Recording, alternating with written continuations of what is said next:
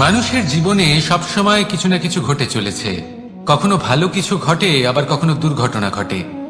এবার যখনই কোনো দুর্ঘটনা ঘটে, মানুষ ঈশ্বরের কাছে প্রার্থনা করে যে হে ঈশ্বর, আমাকে রক্ষা করুন, এই বিপদ থেকে আমাকে উদ্ধার করুন। বা সে সেই সমস্ত দোষ চাপিয়ে দেয় নিজের প্রারব্ধ, নিজের ভাগ্যের ওপর। কিন্তু যদি আপনি গভীরভাবে ভাবেন, তাহলে প্রত্যেক দুর্ঘটনা, বাধা এবং বিপদ আপনার জীবনে শুধু একটাই উদ্দেশ্য নিয়ে আসে, আপনাকে আরো যোগ্য করে তোলার জন্য। যদি আপনাদের একটা উদাহরণ দিই, বর্ষার ঋতুতে যখন প্রচন্ড মাত্রায় বৃষ্টি পড়ে, ছাদ থেকে জল পড়তে থাকে, তখন আপনি নিশ্চিত করে নেন, স্থির করে নেন যে এবার আমি এই ছাদকে নতুন করে বানিয়ে তুলব, আরো শক্তিশালী বানিয়ে তুলব, আরো দৃঢ় বানাবো। আপনার জীবনে যখন কোনো অসুখ করে, তারপর আপনি জীবনে আরো সাবধানী হয়ে যান, আরো সতর্ক হয়ে যান, স্থির করে নেন যে এটা যেন দ্বিতীয়বার না হয়। ঠিক কিনা? এই বিপদ, এই দুর্ঘটনা, এই সংকট, এগুলো জীবনে আসবে আপনাকে আরো শ্রেষ্ঠ করে তোলার জন্য। এবার এটা আপনার ওপর। আপনি একে ভাগ্যের পরিহাস বলে মনে করবেন, নাকি ঈশ্বরের সংকেত মনে করবেন, যিনি আপনাকে আরো শ্রেষ্ঠ করে তুলতে চান। সিদ্ধান্ত আপনারই। আসুন আর আমার সাথে ভালোবেসে বলুন, রাধা রাধা। এই সংসারে যখনই দুজন মানুষ একত্রিত হয়ে কোনো সমস্যার বিষয়ে আলোচনা করেন, তখন হয় সবার শেষে কোনো না কোনো সমাধান বের করেন, বা কোনো না কোনো বিবাদ করেন। এই বিবাদ হলো মনুষ্য জীবনের সব থেকে বড় ঝামেলা, সব থেকে বড় সমস্যা। ভেবে দেখুন, এই বিবাদ কেন হয়? তখনই হয় যখন বার্তালাপ ঠিকমতো হয় না। আর বার্তালাপ ঠিকমতো কেন হয় না? কারণ বেশিরভাগ সময় মানুষ একটাই ভুল করে বসে। সামনের মানুষের কথা শোনেন, কিন্তু তার উত্তর দেবার জন্য, তার কথার মর্ম বোঝার জন্য নয়। কিন্তু যেদিন থেকে, যে মুহূর্ত থেকে আপনি এটা শিখতে শুরু করে দেবেন যে আমি অপরের কথা শুনব, কিন্তু সেটা বোঝার জন্য, তাকে উল্টে জবাব দেবার জন্য নয়, সেদিন থেকেই বিবাদের সমাপ্তি ঘটবে আর বার্তালাপ স্পষ্ট হয়ে যাবে। দেখুন, হয় সামনের মানুষের কথা বুঝতে শিখুন, বা নিজের বক্তব্য ভালোভাবে সামনের মানুষটাকে বুঝিয়ে বলুন। বার্তালাপ নাকি বিবাদ, আপনি কোনটা চান? সিদ্ধান্ত আপনার। আসুন আর আমার সাথে ভালোবেসে বলুন, রাধা রাধা। অনেক সময় আমাদের মনেই ভাবনা আসে যে আমাদের নিরীহ স্বভাবের সুযোগ নিয়ে এই সংসারের মানুষ শুধু আমাদের দুঃখই দেয়। কতবার এমন মনে হয় যে আমরা সবাইকে সাহায্য করার জন্য এগিয়ে যাই, আর সকলে আমাদেরই দোষ দেয়। অনেক সময় এমন মনে হয় যে আমরা শুধুই সৎকর্ম করি, সকলের ভালো চাই, কিন্তু সকলে আমাদেরই বিষয়ে খারাপ কথা বলতে থাকে। দুঃখ হয়, কিন্তু আমাদের এটা ভেবে দেখা উচিত যে মানুষ আম গাছের গায়ে পাথর ছোড়ে, শাল গাছের গায়ে পাথর কেন ছোড়ে না? কারণ এই আম গাছে পাওয়া যায় মিষ্টি এবং সুস্বাদু ফল। অন্যদিকে শাল গাছ থেকে আমরা কি পাই? শুধুই কাঠ। তাই যদি আপনাকে কেউ কথা শোনায়, আপনাকে কোনো কিছুতে বাধ্য করার চেষ্টা করে, আপনার বিষয়ে অনুচিত কথা বলে, তাহলে নিশ্চয়ই আপনার মধ্যে এমন বিশেষ কিছু আছে যা তাদের মধ্যে নেই। নিজের মধ্যে আত্মবিশ্বাস বাড়িয়ে তুলুন, ধন্যাত্মক ভাব আনুন, সৎকর্ম করতে থাকুন। কোনো কটুতা এই মনে প্রবেশ করতে দেবেন না। এই মন সুপ্রসন্ন হয়ে বলবে, রাধা রাধা। এই হলো এক আম গাছ, আর খুব যত্ন সহকারে আমি এটা বড় করেছি। প্রথমে বীজ বপন করেছি, তারপর সিঞ্চন করেছি, তারপর এর থেকে অঙ্কুর বেরিয়েছে, তারপর দিন প্রতিদিন আমি এতে জল দিয়েছি। আস্তে আস্তে ওর পাতা বেরিয়েছে, তারপর ও একটা গাছের আকার ধারণ করেছে। এইভাবেই যদি প্রতিদিন আমি ওর দেখাশোনা করি, তাহলে নিশ্চিত রূপে এর শিকড় আরো দৃঢ় হবে এবং একটা বিশাল গাছের আকার ধারণ করবে, যার থেকে কিছু ডাল জন্ম নেবে, আর তাতে আমি পাবো কিছু মিষ্টি সুস্বাদু আম ফল। এবার আম তো সকলের প্রিয়, সকলের পছন্দের ফল, সকলে খেতে চান। কিন্তু আম পাওয়ার জন্য আগে আপনাকে সেই গাছের যত্ন নিতে হবে। যদি আপনি গাছ লাগিয়ে তারপর ভুলে যান, তাহলে সেই গাছের কি হবে? তার অস্তিত্বটাই মুছে যাবে, তাই না? আমাদের সম্পর্কগুলো কিছুটা এরকমই হয়।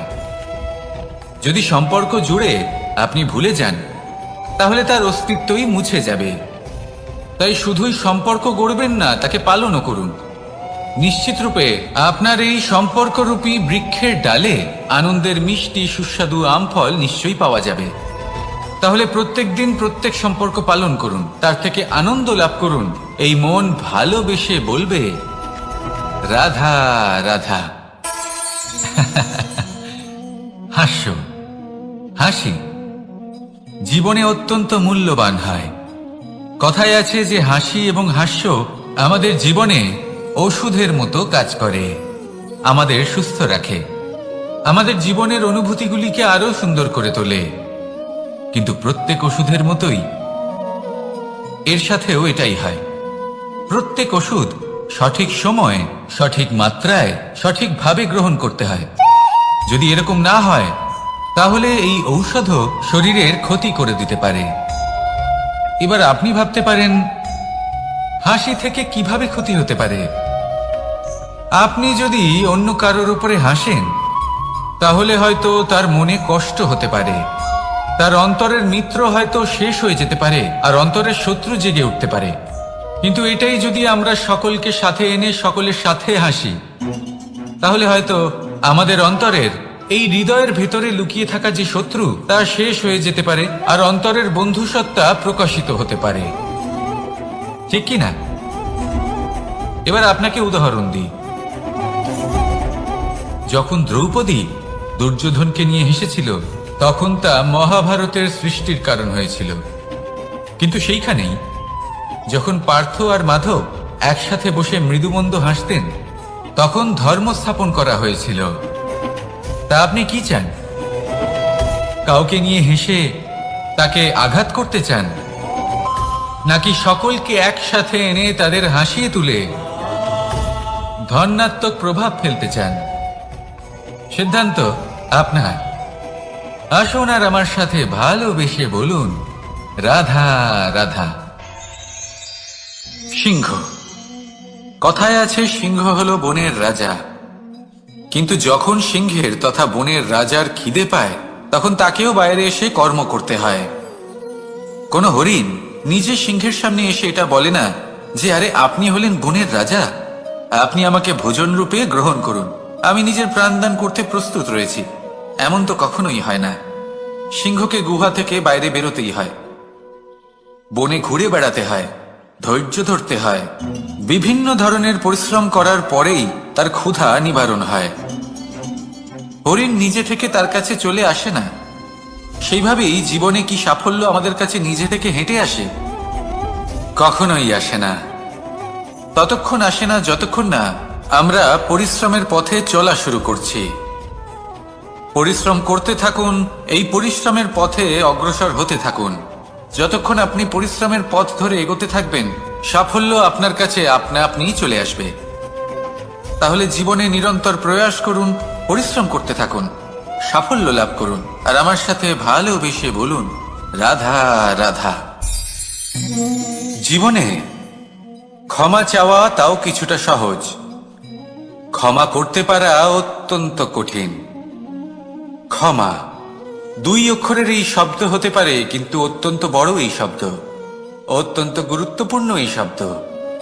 কখনো কখনো অন্য কাউকে ক্ষমা করে দেওয়া তাও কিছুটা সহজ কাজ, কিন্তু নিজেকে ক্ষমা করতে পারা অত্যন্ত কঠিন হয়ে দাঁড়ায়। অতীতে যদি আমাদের এমন কোনো ভুল হয় যে কারণে আমরা নিজেকে ক্ষমা করতে পারি না, অনেক সময় এমন কিছু ভুল করে বসি যে বিষয় শুধু আমরাই জানি, কিন্তু আমরা নিজেকে ক্ষমাই করতে পারি না, আর আমাদের বিকাশ সেখানে স্তব্ধ হয়ে যায়। কারণ যদি আপনি ক্ষমা করতে না শেখেন, নিজেকে ক্ষমা যদি না করতে পারেন, তাহলে তা আপনার জীবনের সব থেকে বড় বাধা হয়ে দাঁড়াবে। সেই জন্য জীবনে অবশ্যই শিখুন যে কিভাবে নিজেকে ক্ষমা করতে হয়, আর শিখুন যে আগের করা ভুল আবার কি করে না করা যেতে পারে। এই মন হালকা হবে আর প্রসন্ন হয়ে বলবে, রাধা রাধা। আপনি কখনো কোনো সরোবরের দিকে তাকান, যার জল হলো শান্ত, স্থির, আপনি স্পষ্ট দেখতে পাবেন সেই সরোবরের তলদেশে কি রয়েছে। তাতে সাঁতরে বেড়াচ্ছে সুন্দর মাছ, চকচকে কিছু পাথর, স্বর্ণরূপী বালি, সবই আপনি দেখতে পাবেন। কিন্তু যখনই আপনি একটা ছোট্ট পাথর তুলে সেই জলে ছুঁড়ে ফেলবেন, তখন সেই জল বিচলিত হবে আর সেই স্পষ্টতা ন্যূনতম হয়ে যাবে। তারপর কিছুই স্পষ্টভাবে দেখা যাবে না। এই ঘটনা মানুষের সাথেও ঘটে। মানুষ যদি বিচলিত হয়ে পড়ে, তখন সে বুঝতে পারে না যে বর্তমানে কি হয়ে চলেছে আর ভবিষ্যতে কি করা উচিত। কিন্তু সেই মানুষ যদি শান্ত থাকেন, স্থির থাকেন, ধন্যাত্মক থাকেন, তাহলে নিশ্চিত রূপেই বুঝতে পারবেন যে বর্তমানে কি করতে হবে আর ভবিষ্যতে কি করতে হবে। তাই নিজের মধ্যে সেই স্থিরতা আনুন, সেই ধৈর্য ধরুন, নিজেকে শান্ত রাখুন আর সবার মধ্যে ভালোবাসা ছড়িয়ে দিন। এই মন প্রসন্ন হয়ে বলবে, রাধা রাধা। সম্পর্ক এ হলো এক বন্ধন যা আমাদের এক সূত্রে বেঁধে রাখে। কিন্তু এমন কিছু ব্যক্তি থাকেন যারা এই সম্পর্কের বিষয়ে নিজস্ব একটা ধারণা করে ফেলেন যে সম্পর্ক এরকম হওয়া উচিত, সম্পর্ক সেরকম হওয়া উচিত। আমি এই সম্পর্কের জন্য কত কিছু করেছি এই ব্যাখ্যা করতে থাকেন আর তার বদলে অনেক কিছু প্রত্যাশাও করেন। কিন্তু সত্য হলো এটাই যে সব সম্পর্ক একরকমের হয় না, কিন্তু প্রত্যেক সম্পর্কের একটা বিশেষত্ব থাকে। যেমন চোখ আর নাকের এই সম্পর্ককেই দেখুন। চোখের সব থেকে কাছে কে আছে? নাক আছে। কিন্তু এই চোখ দিয়ে এই নাককে আমরা দেখতেই পাই না। তবে কি ধরে নেব এই সম্পর্কের কোনো মূল্য নেই? এমনও নয়। ঠিক এইভাবেই যদি কোনো ব্যক্তি তার আবেগ আপনার কাছে ব্যক্ত করতে না পারেন বা প্রকট করতে না পারেন বা আপনাকে বোঝাতে না পারেন, তাহলে তার মানে এটা নয় যে তার সাথে আপনার সম্পর্কের তিক্ততা রয়েছে। এমনটা কখনোই নয়। শুধু চোখ আর নাকের এই সম্পর্কের মতোই হলো আমাদের জীবনে আমাদের আপনজনের সাথে সম্পর্ক। যদি কারোর ব্যবহার আপনার প্রতি অনুচিত হয় বা যদি কেউ অনুপস্থিত থেকে থাকে বা কেউ যদি আপনাকে বুঝতে না পারেন, তাহলে তার অর্থ এটা নয় যে আপনি সেই সম্পর্ক ভেঙে ফেলবেন। বুঝুন, আপনার জীবনে তার গুরুত্ব কোথায় আর তার জীবনে আপনার। সম্পর্ক গড়ে তুলুন, তাকে পালন করতে শিখুন, একসাথে মিলে চলুন। এই মন সুপ্রসন্ন হয়ে বলবে, রাধা রাধা। প্রারম্ভ শূন্যের দ্বারা হয়ে থাকে। তা সে ব্রহ্মাণ্ডই হোক, পৃথিবীই হোক, আদি ইত্যাদিই হোক, সবাই নিজের অস্তিত্ব শূন্য থেকে লাভ করে। এই শূন্য যার নিজের কোনো অস্তিত্ব নেই, কিন্তু সে সকলকে অস্তিত্ব দান করে থাকে। আমাদের এই শূন্যের মতো হতে হবে। যে আমাদের সাথে যুক্ত হবে তাদের অস্তিত্ব অনেক বেশি প্রখর হবে, বিশাল হবে, শ্রেষ্ঠ হবে। কিন্তু যেই আমরা তাদের থেকে দূরে যাব, তারা আমাদের উপস্থিতির আভাস পাবে, আমাদের গুরুত্ব বুঝতে পারবে। শূন্যই হলো সূত্রপাত, শূন্যই হলো সমাপ্তি। শূন্যকে কেউ যতই ছোট মনে করুক, কিন্তু এই শূন্য অত্যন্ত গুরুত্বপূর্ণ। তাই এই শূন্যের মতো হয়ে উঠুন আর আমার সাথে ভালোবেসে বলুন, রাধা রাধা। সাগরের ঢেউ সমুদ্র তটে ধাক্কা খেয়ে, পাথরের সাথে ধাক্কা খেয়ে তার আকার বদলে দিতে পারে। বিভিন্ন আকারের পাথরে এদের ঘষে ঘষে গোলাকার বানিয়ে দিতে পারে। কিন্তু এই সাগরের ঢেউ এদের নিজেদের আকার কখনো বদলায় না। কিন্তু এমন কেন? কারণ এরা বিচ্ছিন্ন হয়েও আবার একত্রিত হতে জানে। অর্থাৎ যখন এরা বিচ্ছিন্ন হয় তখন মতভেদ অবশ্যই, কিন্তু আবার একত্রিত হওয়া হলো এদের একতার প্রতীক। দেখুন, ঝগড়াঝাটি, তর্ক বিতর্ক, মতভেদ এগুলো জীবনের অভিন্ন অঙ্গ, কিন্তু এদের কখনো মনে প্রবেশ করতে দেবেন না। যদি মনে প্রবেশ করেও ফেলে, তাদের মনে ঘর করতে দেবেন না, এদের বের করে ফেলুন। এই ঝগড়াঝাটি, তর্ক বিতর্ক, মতভেদ এদের সারা জীবন সাথে নিয়ে চলবেন না। যদি একসাথে নিয়ে চলতে চান, তাহলে সকলকে একসাথে নিয়ে চলুন, ঢেউয়ের মতো। একতায় বিশ্বাস রাখুন। একসাথে মিলে যদি এগোতে থাকেন, তাহলে অনেক দূর পৌঁছবেন। নয়তো শুধু দূরের কথা ভেবেই যাবেন। কি চান সেই সিদ্ধান্ত আপনারই। আসুন আর আমার সাথে ভালোবেসে বলুন, রাধা রাধা। এই সাগর হলো বিশাল। কথায় আছে যে জীবনের উৎপত্তি সাগর থেকেই হয়েছে। কথাটা ঠিকও। এই সাগরই আমাদের ভিন্ন ভিন্ন ধরনের বনস্পতি প্রদান করেন, মণি এবং মুক্ত প্রদান করেন। আমরা কতটা তুচ্ছ সেই বিষয়ে আমাদের উপলব্ধি ঘটান, আমাদের প্রেরণা প্রদান করেন, যাতে আমরাও সাগরের মতো বিশাল হয়ে উঠতে পারি। এই সাগরের অনেকগুলো গুণ আছে যা আমরা শিখতে পারি। আজ আমি কথা বলবো একটা বিশেষ গুণের বিষয়। বেশিরভাগ মানুষ মালিন্য, নোংরা পদার্থ, নোংরা বস্তু, অপদ্রব্য এই সাগরে ভাসিয়ে দেন। কিন্তু সাগর এই পদার্থ নিজের মধ্যে একত্রিত করে রাখেন না, এই সব নিজের ভেতর থেকে বাইরে বের করে দেন। এ হলো অত্যন্ত শ্রেষ্ঠ একটা গুণ।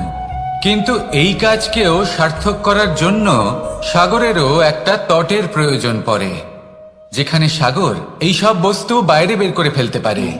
আর মানুষও ভিন্ন কিছু নন। দেখুন, মানুষেরও তো একটা তটের প্রয়োজন পড়ে। এই তট, তিনি হয়তো আমাদের গুরু হতে পারেন, আমাদের মা বাবা হতে পারেন, ভাই বা মিত্র হতে পারেন, বা হয়তো সেই সমস্যাগুলি যার থেকে আমরা দূরে পালিয়ে যাচ্ছি। কারণ যখন আপনি এই সমস্যাগুলির সম্মুখীন হবেন, শেষ পর্যন্ত আপনি শিক্ষাই পাবেন। সব থেকে বেশি গুরুত্বপূর্ণ এই মনকে পবিত্র রাখা। আর তার জন্য একটাই উপায় আছে, এই মন তার মন্থন করা। যদি এই মনের মন্থন করেন তাহলে পূর্ণরূপে পবিত্র হবেন। আর এই মন, আপনি তো জানেনই, প্রসন্ন হয়ে বলবে, রাধা রাধা। নেকড়ে, নেকড়ের বিষয়ে আমরা সকলে জানি। ওরা খুবই নিষ্ঠাবান এবং অত্যন্ত সতর্ক থাকেন। ছোট ছোট মূর্খতা করে বসেন। এনারা হাড় চিবোতে খুব ভালোবাসেন, কিন্তু চিবোতে চিবোতে এদের মাড়ি ছড়ে যায়, সেখান থেকে রক্তপাত হতে থাকে। সেই রক্ত ওনারা পান করেন, আর ওনাদের মনে হয় এই রক্ত হাড় থেকেই পাচ্ছেন। ওনারা ভাবেন যে এই হাড় চিবিয়ে আমরা আনন্দ লাভ করছি, কিন্তু আসল সত্য হলো এটাই যে ওনারা নিজেদেরই ক্ষতি করছেন। আমরা মানুষ, আমাদের সাথেও এমনটাই হয়। কখনো কখনো ভুলবশত আমরা এমন কোনো কাজ করি, আর আমাদের মনে হয় যে আমরা বাইরে থেকে আনন্দ লাভ করছি, কিন্তু সত্য হলো এটাই যে আমরা শুধুই ক্ষতিগ্রস্ত হচ্ছি। এটা হলো খুব বড় একটা শিক্ষা যা আমাদের শেখা উচিত। তা হলো এটা যে আমাদের বোঝা উচিত যে কখন আমরা লাভবান হচ্ছি আর কখন ক্ষতিটাকেই লাভ বলে মনে করছি। এই শিক্ষা যদি আপনি প্রাপ্ত করতে পারেন, তাহলে এই সংসারে আপনার থেকে বেশি প্রসন্ন আর কেউ থাকবেন না। তাহলে আসুন আর আমার সাথে ভালোবেসে বলুন, রাধা রাধা। মানুষের জীবনে তিনটি গুণ অত্যন্ত প্রয়োজনীয়: শ্রদ্ধা, বিনম্রতা, যোগ্যতা। যদি জ্ঞান লাভ করতে চান তাহলে শ্রদ্ধার প্রয়োজন, যদি মান লাভ করতে চান তাহলে স্বভাবে বিনম্র হওয়া প্রয়োজন, আর যদি মনোবাঞ্ছিত স্থান লাভ করতে চান তাহলে যোগ্যতার প্রয়োজন। বিষয়টা সহজ। শ্রদ্ধা আপনাকে জ্ঞান দেবে, নম্রতা আপনাকে মান, আর যোগ্যতা উচিত স্থান দেবে। কিন্তু যদি আপনি এই তিনটি গুণ সম্মিলিত করেন তাহলে এমন কিছু লাভ করবেন যা এই সব কিছুর থেকে অনেক ঊর্ধ্বে। সম্মান। আর এ হলো সেই সম্মান যা প্রত্যেক মানুষের নিজের জীবনে লাভ করতে চেষ্টা করা উচিত।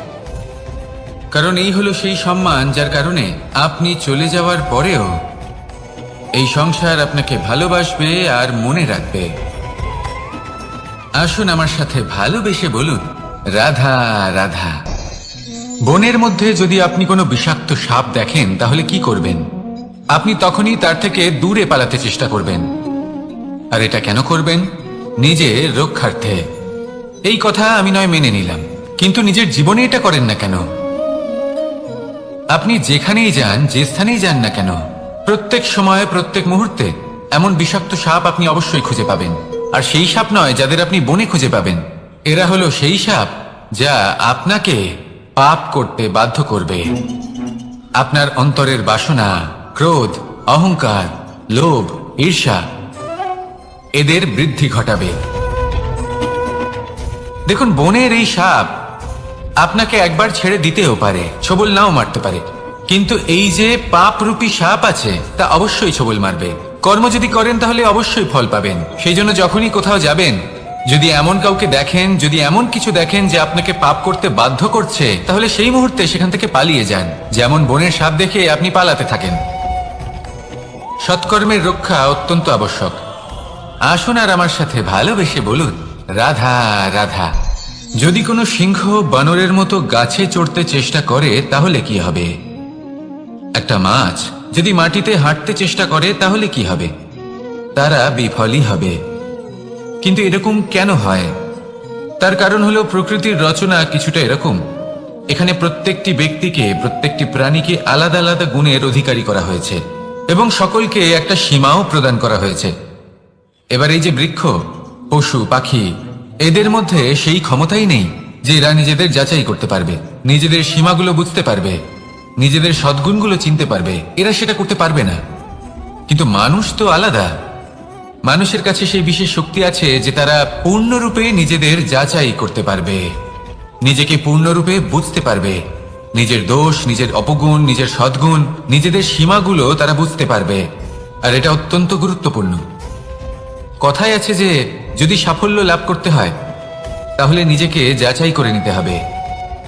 তাই নিজেকে যাচাই করুন, নিজের সাথে পরিচিত হয়ে যান এবং জীবনে কর্ম করতে থাকুন। সাফল্যের শিখরে অবশ্যই পৌঁছে যাবেন। আর ওখানে যদি যান তাহলে এই মন প্রসন্ন হয়ে অবশ্যই বলবে, রাধা রাধা। অন্ধকারাচ্ছন্ন রাত্রি যদি এসে থাকে তাহলে আলোকিত প্রকাশ নিয়ে সূর্যও অবশ্যই আসে। রোগ যদি এসে থাকে তাহলে তার ওষুধও অবশ্যই আসে। সমস্যা যদি আসে তাহলে সেই সমস্যার সমাধানও নিজে থেকেই আমাদের কাছে চলেই আসে। এই সংসার, এই জীবনের শুধুমাত্র একটাই নিয়ম আছে, আর তা হলো এটাই, এই সংসার হলো একটা চক্রের মতো। এতে শাশ্বত বলে কিছু নেই, নিত্য বলে কিছু নেই। আর যা কিছুই রয়েছে সব বদলাতে চলেছে। যদি আপনার জীবনে দুঃখ থাকে, সমস্যা থাকে, যদি আপনি বিপদ দ্বারা আচ্ছন্ন, তাহলে মনে রাখবেন সবকিছু বদলে যেতে চলেছে। দুঃখের সময় কাঁদবেন না, মনকে আরো দুঃখী করে তুলবেন না, কারণ এখানে যা কিছুই এসেছে তা যাওয়ার জন্যই এসেছে। তাহলে এত চিন্তা কিসের? আনন্দ সহকারে জীবন যাপন করুন আর আমার সাথে ভালোবেসে বলুন, রাধা রাধা। রাত্রিবেলায় যখন আলোকিত জোনাকিদের দেখেন তখন মন প্রসন্ন হয়ে ওঠে। এদের দেখতে খুবই সুন্দর লাগে। আর এমন ঠিক কেন হয়? প্রথম হলো এটাই যে রাতের বেলায় চতুর্দিক অন্ধকারাচ্ছন্ন থাকে। এমত অবস্থায় যদি আমরা কোথাও একটু প্রকাশ দেখি তাহলে সেটাই আশার কিরণের ন্যায় মনে হয়। সেই প্রকাশই আমাদের মন প্রসন্ন করে তোলে। আর সেই জন্য যে সকল মানুষ রাতের বেলায় কোনো জোনাকি দেখতে পান তারা প্রসন্ন হয়ে যান। এবার কখনো কখনো জীবনে আমাদের মনে হয় যে চতুর্দিকে শুধুমাত্র অন্ধকারই হয়ে আছে। প্রত্যেকেরই তা কখনো মনে হয়। আর তখনই আমাদের নিরাশ হলে চলবে না, আমাদের দুঃখী হলে চলবে না।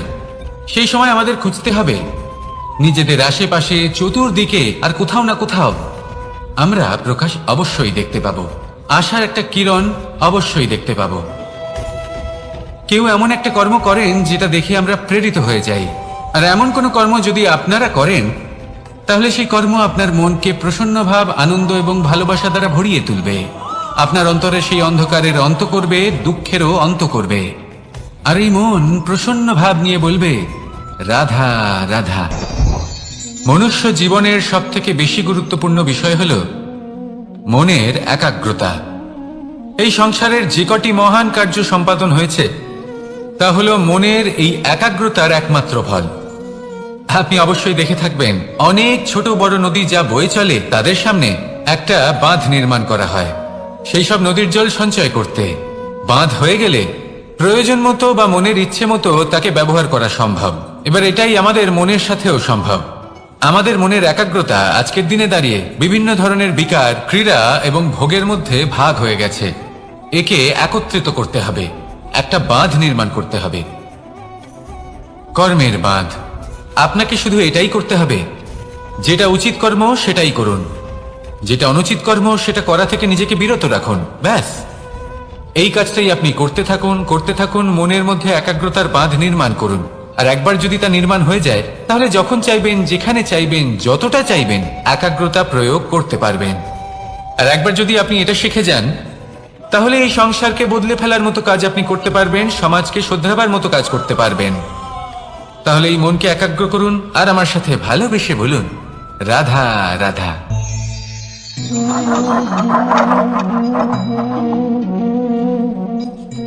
কোনো ব্যক্তিকে নিশ্চয়ই দেখেছেন যিনি নিজে কাঠ কাটার এই কাজে নিপুণ এবং অভিজ্ঞ। এবার আপনারা দেখবেন যে তার মনোযোগ সমস্ত কাঠের ওপর থাকে না, তার মনোযোগ থাকে শুধুমাত্র একটা কাঠের ছোট্ট একটি অংশের ওপর, যেখান থেকে তার টুকরো করা হচ্ছে। কিন্তু সেটা উনি কেন করেন? যদি এটা উনি না করেন তাহলে সেই কাঠ সঠিক পদ্ধতি এবং তাড়াতাড়ি কাটা যাবে না। জীবনেও তাই হয়ে থাকে। আপনি হয়তো কোনো লক্ষ্য স্থির করেছেন বা পথ নির্বাচন করেছেন বা কাজ স্থির করেছেন যেটা আপনি করেই ছাড়বেন। তাহলে নিজের সম্পূর্ণ মনোযোগ শুধুমাত্র তার উপর কেন্দ্রীভূত করুন। যদি আপনার মন এদিক ওদিক তাকাতে থাকে, অস্থির হয়ে পড়ে, বিচলিত হয়ে পড়ে, যদি তা হয়ে থাকে তাহলে আপনি অবশ্যই অসফল হবেন। তাই কর্মঠ থাকুন, নিরন্তর কর্ম করতে থাকুন এবং পূর্ণ মনোযোগ দিয়ে নিজের কাজ করুন। নিজের পথে অগ্রসর হন বা নিজের লক্ষ্য প্রাপ্ত করতে চেষ্টা করুন। তারপর দেখুন কি হয়, কিভাবে উচিত পথে এবং তীব্র গতিতে আপনার লক্ষ্য আপনার কাছেই পৌঁছে যায়। আর আপনার এই মন প্রসন্ন হয়ে বলে, রাধা রাধা। কখনো কোনো নদীকে দেখেছেন? একই আকার, একই স্থান, শুধু প্রবাহিত হতে থাকে। এর মধ্যে কখনো কোনো অপদ্রব্য ফেলে দেখুন, দেখবেন সেটা বেশিক্ষণ সেখানে থাকে না। সেটা নদীর সাথে বইতে থাকে আর বয়ে যেতে যেতে সাগরে সমাহিত হয়ে যায়, আর শেষ পর্যন্ত সাগর সেটাকে তটে ফেলে দেয়। কিছুটা এমন হওয়া উচিত আমাদের বিচারধারাও। এক স্থানে তা স্থগিত হওয়া উচিত নয়, এটা সবসময় প্রবাহমান হওয়া উচিত। তবেই আমাদের চেতনা, আমাদের মূল্যবোধ এবং আমাদের স্মৃতি, এই তিনটি শ্রেষ্ঠ থাকবে। আর এটাই হলো পুকুর এবং নদীর মধ্যে পার্থক্য। নদীতে জল সবসময় বয়ে চলে, সেই জন্য পবিত্র থাকে, শুদ্ধ থাকে এবং পরিষ্কার থাকে। আর সেখানে এই পুকুরের তলদেশে সব জমা হতে থাকে, আর সেই জন্য তা অপবিত্র হয়ে যায়। তাই সবসময় এই বিচারধারা প্রবাহমান রাখুন। যদি মনে কোনো ভাবনা চলে আসে, সেখানেই থেকে যায় এবং বিদ্যে থাকে, তাহলে তা বের করে দিন, তাকেও বয়ে যেতে দিন, এবং তার যা উত্তর হবে তা সময়ের সাথে আপনার সামনেই চলে আসবে। শুধুই নদীর মতো প্রবাহমান হন আর আমার সাথে ভালোবেসে বলুন, রাধা রাধা। এই সংসারে সাফল্য লাভ করার জন্য জ্ঞানের প্রয়োজন হয়, পরিশ্রমের প্রয়োজন হয়, দৃঢ় নিষ্ঠার প্রয়োজন হয়, নিরন্তর চেষ্টা করা প্রয়োজনীয়। কিন্তু আরো কিছু আছে যা অত্যন্ত প্রয়োজনীয় এবং গুরুত্বপূর্ণ। তা হলো ভালো বন্ধু। তাদের থাকা অত্যন্ত প্রয়োজনীয়। যদি ভালো বন্ধু থাকে তাহলে সময় এলে তারা ঢাল হয়ে আপনাকে সুরক্ষা করবেন। সময় এলে অস্ত্রের মতো শত্রুকে সংহারও করবেন। যদি তিনি জ্ঞানী হন, তাদের মধ্যে সদ্গুণ থাকে, তাহলে এই সব গুণ আপনার মধ্যেও প্রবেশ করবে। তাহলে সাফল্যের জন্য ভালো বন্ধু পাওয়া অত্যন্ত প্রয়োজনীয়। কিন্তু শুধু বন্ধু কেন, ভালো শত্রুও থাকা প্রয়োজনীয়। এবার আপনি ভাববেন, আমি কি বললাম? যদি আপনার জীবনেও ভালো অর্থাৎ শক্তিশালী শত্রু থাকে, তাহলে আপনিও শক্তিশালী হতে থাকবেন। এই শত্রু আপনাকে প্রেরিত করবে আরো বেশি শক্তিশালী হয়ে ওঠার। কখনো কোনো হরিণকে দেখুন, তীব্র গতিতে দৌড়তে থাকে। কেন তীব্র গতিতে দৌড়য়? এই কারণে নয় যে কোথাও তার জন্য মধুর ঘাস অপেক্ষা করে রয়েছে, না। সে এই কারণে তীব্র গতিতে দৌড়য় কারণ সেটা না করলে তার পেছনে একটি সিংহ আছে যে ওকে নিজের ভোজন করে ফেলবে। তাই জীবনে বিপদ, সংকট, এই সবকিছুও হলো অত্যন্ত গুরুত্বপূর্ণ। তার সম্মুখীন হতে শিখুন আর আমার সাথে ভালোবেসে বলুন, রাধা রাধা। আমরা সবাই ফল খাই, কিন্তু আমাদের সেই ফলই প্রিয় হয় যে পরিপক্ক হয়ে ওঠে, যেটা নম্র হয়, আর যে ফল অনেক বেশি মিষ্টি আর সুস্বাদু হয়ে থাকে, যাদের রঙে বাহার দেখা যায়। সেইভাবে জীবনে আমরা নানান মানুষের সাথে পরিচিত হই, কিন্তু সেই মানুষই আমাদের মন ছুঁয়ে যায় যারা বিনম্র স্বভাবের, যাদের বাণী খুব মধুর, যাদের অন্তরে আত্মবিশ্বাসের একটা তেজ, একটা রং দেখা যায়। এবার এমন ব্যক্তি আমরা কি করে হব? ঠিক সেইভাবেই যেমন একটা ফল রোদ, বর্ষা, শীত, বায়ু, এই সকল সংকটময় পরিস্থিতির সম্মুখীন হয়ে পরিপক্ক হয়ে ওঠে, সেইভাবেই মানুষ সংকটময় পরিস্থিতির সম্মুখীন হয়ে পরিপক্ক হয়ে ওঠেন। যদি এই সংকটের সম্মুখীন হন তাহলে অভিজ্ঞ হবেন, আর এই অভিজ্ঞতাই শিক্ষা দিয়ে যাবে। এই অভিজ্ঞতা আমাদের শিখিয়ে দেয় যে আমাদের বিনম্র থাকতে হবে। অহংকার করে কোনো লাভ নেই। মধুর বাণীর যে কি মূল্য তা আমরা শিখতে পারি। এই অভিজ্ঞতাই আমাদের বুঝিয়ে দেয় যে উচিত অনুচিত কোনটা, আমাদের দৃষ্টিভঙ্গি তৈরি করে, আর এই দৃষ্টিভঙ্গি দ্বারা আত্মবিশ্বাস জাগ্রত হয়। সেই জন্য জীবনে কখনো বিপদ থেকে দূরে পালাবেন না, সেগুলোর সম্মুখীন হন, অভিজ্ঞতা লাভ করুন, তার থেকে শিক্ষা লাভ করুন, এইভাবেই পরিপক্ক হবেন। আসুন আমার সাথে ভালোবেসে বলুন, রাধা রাধা। ধন সঞ্চয় করা সম্ভব, আর সেই জন্য ধন সব থেকে বেশি মূল্যবান সম্পত্তি নয়। এবার আপনি বলবেন, এ আমি কি বলছি? এই ধন খুব মূল্যবান, আমরা সকলে অর্জন করতে ব্যস্ত। সেটা এই কারণে, কারণ আপনারা জানেন না এই সংসারের সব থেকে বেশি মূল্যবান সম্পত্তি কি। এ হলো সেই সম্পত্তি যা কখনো সঞ্চয় করা সম্ভব নয়। আপনার কাছে যতই ধন থাকুক তা দিয়ে আপনি স্বাস্থ্য লাভ করতে পারেন, বাড়ি কিনতে পারেন, আদি ইত্যাদি, কিন্তু আপনি যতই ধনী হন না কেন, ফেলে আসা দিনের একটা মুহূর্ত আপনি লাভ করতে পারবেন না। এই একটা মুহূর্ত, এই সময়, এটাই হলো সংসারের সব থেকে মূল্যবান সম্পত্তি। একবার চলে গেলে তা কখনোই ফিরে আসে না। আর এই মুহূর্ত যতই চলে যাক না কেন, আমরা স্মৃতির মাধ্যমে সেগুলি যাপন করতে পারি, তার আনন্দ উপভোগ করতে পারি। আর যার সাথে আমরা সময় অতিবাহিত করেছি তার স্মৃতিতে আমরা চিরকাল জীবিত থাকতে পারি। সেই জন্য সময় সব থেকে মূল্যবান সম্পত্তি, তাকে এইভাবে নষ্ট করবেন না। প্রত্যেকটা মুহূর্ত উপভোগ করুন, আনন্দ করুন, আর ভালোবেসে বলুন, রাধা রাধা। কনক, কি সুন্দর একটা শব্দ। এর অনেকগুলো রূপ রয়েছে, অনেকগুলো অর্থও রয়েছে। প্রথম অর্থ হলো স্বর্ণ, অর্থাৎ সম্পত্তি। দ্বিতীয় অর্থ ধুতুরা, অর্থাৎ গাছের ছোট একটা বীজ, যা কিনা অত্যন্ত শক্তিশালী হয়। যদি বেশি মাত্রায় এর প্রয়োগ করা হয় তাহলে এটা বিষময় হয়ে উঠতে পারে। এই হলো সেই ধুতুরা যার প্রয়োগ মহাদেবের পুজোতে করা হয়। এবার প্রশ্ন হলো এটাই যে এই স্বর্ণ এবং এই ধুতুরার মধ্যে মিল কি রয়েছে। মিল হলো এটাই যে এই দুটোই মানুষকে মত্ত করে তোলে। ধুতুরা মানুষকে তখন মত্ত করে যখন তাকে সেবন করা হয়, কিন্তু স্বর্ণ, ধন, সম্পত্তি, মানুষ সেটা যতটাই অর্জন করে নেয় সেটাই যথেষ্ট। এই স্বর্ণ মানুষের ভাবনা চিন্তা করার ক্ষমতাকে বশ করে ফেলে। মানুষ সম্পত্তির লোভে মত্ত হয়ে ওঠে, কারণ যে যত চমৎকারী, যতটা অমূল্য হয় তাকে সামলানো কিন্তু ততটাই কঠিন, তাই না? তাই মনে রাখবেন, ধন, স্বর্ণ, সম্পত্তি এগুলো ধুতুরার থেকেও অনেক বেশি বিষাক্ত হতে পারে। তাই এর ওপর আত্মসংযমের একটা কবচ পরিয়ে রাখবেন এবং বিবেকের শক্তির সাথে এগুলো প্রয়োগ করুন, তবেই কল্যাণ হবে। আসুন আমার সাথে ভালোবেসে বলুন, রাধা রাধা। আমার কাছে যশোদা মা যেমন, আমার কাছে দেবকী মা যেমন, আমার কাছে ঠিক তেমনই হলেন গোমাতা। এবার ভেবে দেখার বিষয় হলো এটা যে এই সংসারে অসংখ্য প্রাণী আছে, একজন গাইকে একজন মায়ের মর্যাদা কেন দেওয়া হয়? তাহলে এর অনেকগুলো কারণ আছে। এই গাই অর্থাৎ গোমাতা, এনারা হলেন অত্যন্ত শান্ত, শান্তিপ্রিয়, কখনো কারোর কোনো ক্ষতি করতেই পারেন না।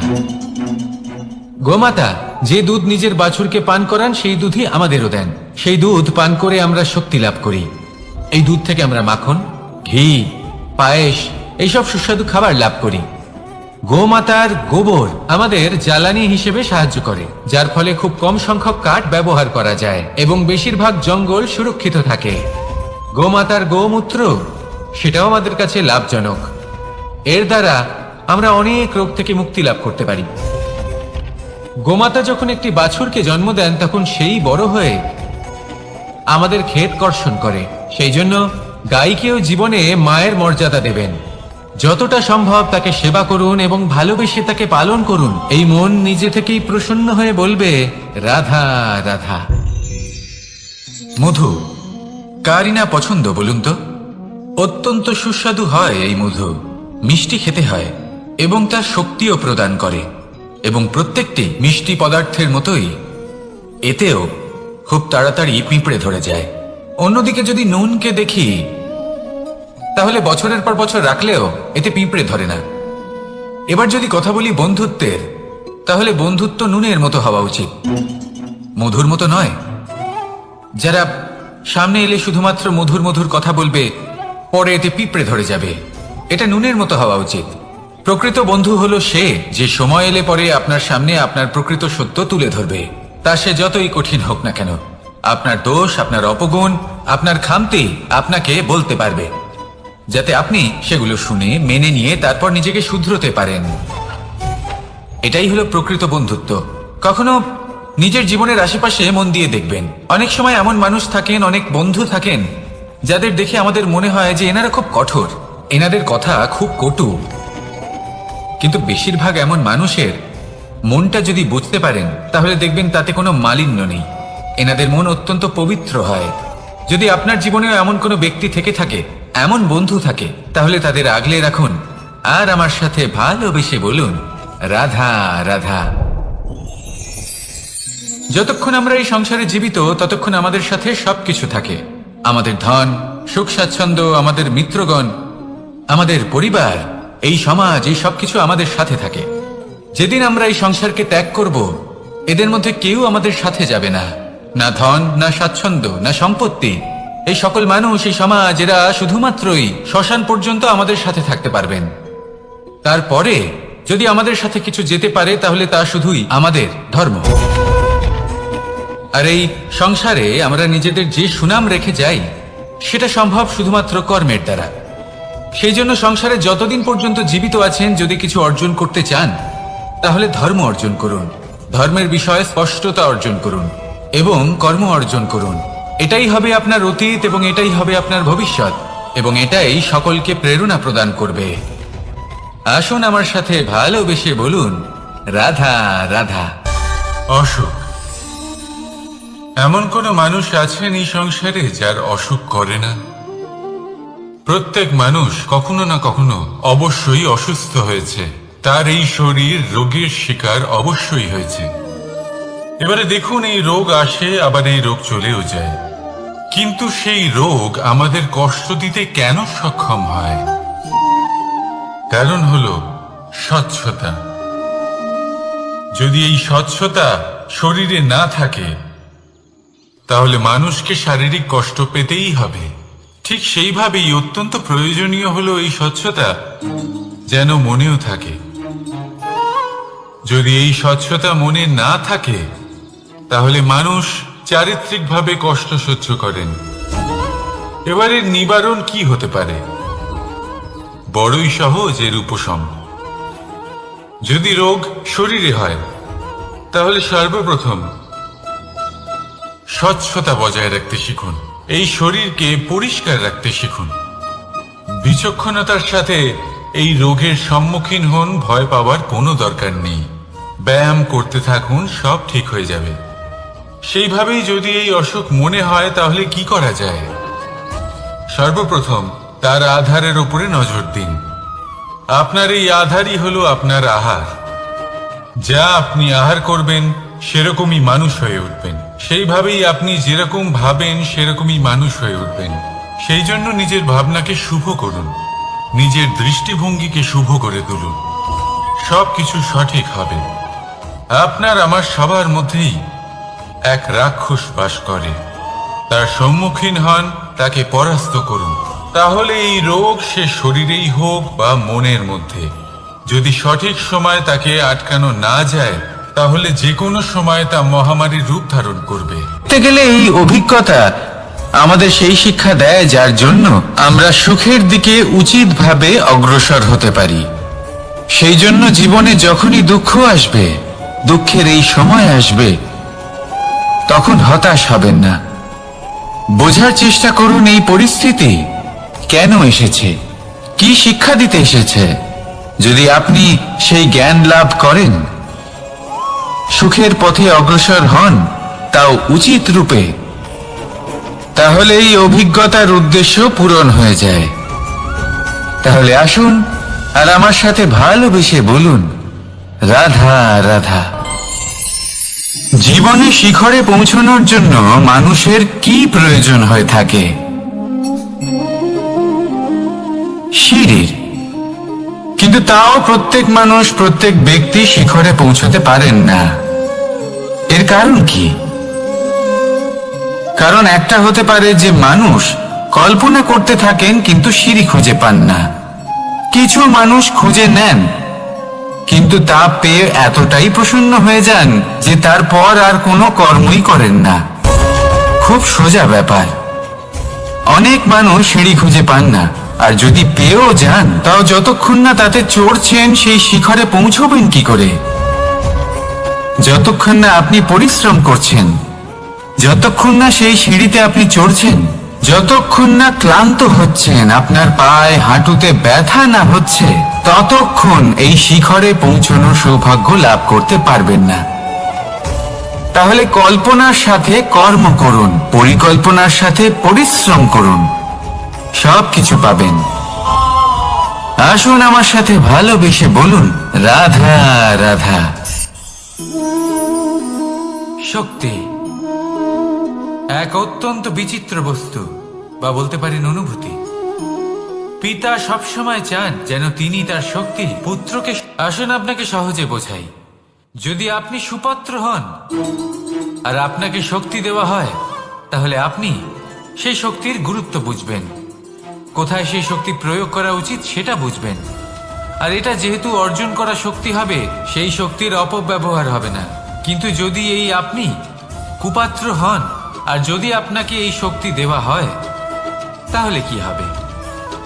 দেখতে গেলে এই শক্তি আপনি দান হিসেবে পেয়েছেন, তাই না আপনি এই শক্তির গুরুত্ব বুঝবেন আর না এর প্রয়োগ আপনি জানবেন। তার অপব্যবহার হওয়া সুনিশ্চিত। তাই যদি আপনি কোনো শক্তি অর্জন করতে চান, তাহলে আগে তার যোগ্য হয়ে উঠুন।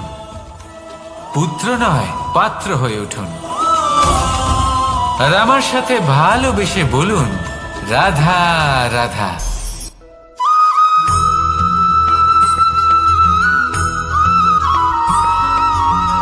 ভালো, শুধু ওনাদের কঠোর ব্যবহার দেখলে আমরা একটু ভয় পেয়ে যাই।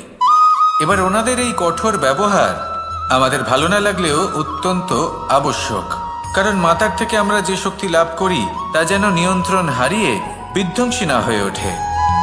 আমরা যেন কোনো কুপথে না চলে যাই, আমরা কখনো যেন দোষ না করে ফেলি।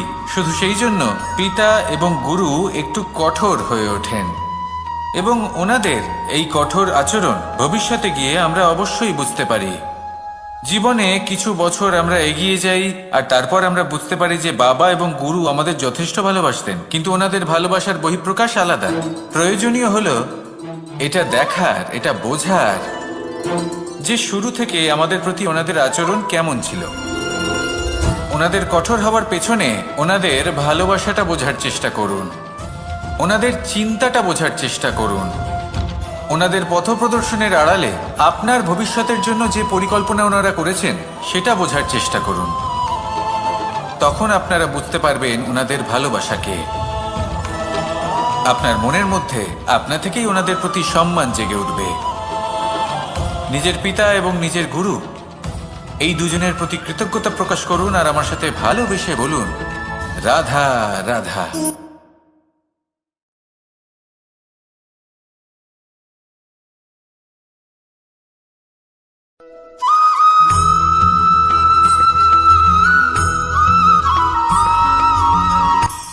কখনো কোনো বাগানের কোনো বৃক্ষকে দেখেছেন যেখানে সুগন্ধি ফুল থাকে, রসালো ফল থাকে? তখন মন প্রফুল্ল হয়ে ওঠে, মন থেকে সেই বৃক্ষের প্রতি ভালোবাসা জন্মায়। কিন্তু যিনি বাগানের মালিক, শুধুমাত্র তিনিই জানেন যে কিভাবে এই বৃক্ষকে আগলে রাখতে হয়, কিভাবে তার পরিচর্যা করলে এতে সুন্দর সুগন্ধি ফুল হবে, রসালো ফল হবে। কখনো কখনো প্রয়োজনের থেকে বেশি রোদ পেলে এই বৃক্ষগুলি শুকিয়ে যায়, প্রয়োজনের থেকে কম রোদ পেলেও এই বৃক্ষ কিন্তু শুকিয়ে যায়। প্রয়োজনের থেকে কম জল যদি পায়, এই বৃক্ষ শুকিয়ে যেতে পারে। প্রয়োজনের থেকে অতিরিক্ত জল যদি পায়, তখনও এই বৃক্ষের শিকড়গুলি নষ্ট হয়ে যেতে পারে। এবার এটাই কিন্তু আমাদের সংসারের সাথেও হয়। আমাদের সংসারের সকল প্রতিভাশালী ব্যক্তি, যেমন লেখক, বিচারক, প্রবক্তা, যোদ্ধা, এদের সবার ক্ষেত্রে এই কথাটাই প্রযোজ্য। যদি বেশি প্রশংসা করা হয়, তাহলেও এরা হারিয়ে যাবেন। প্রয়োজনের থেকে বেশি যদি নিন্দা করা হয়, তখনও তারা নত হয়ে পড়বেন।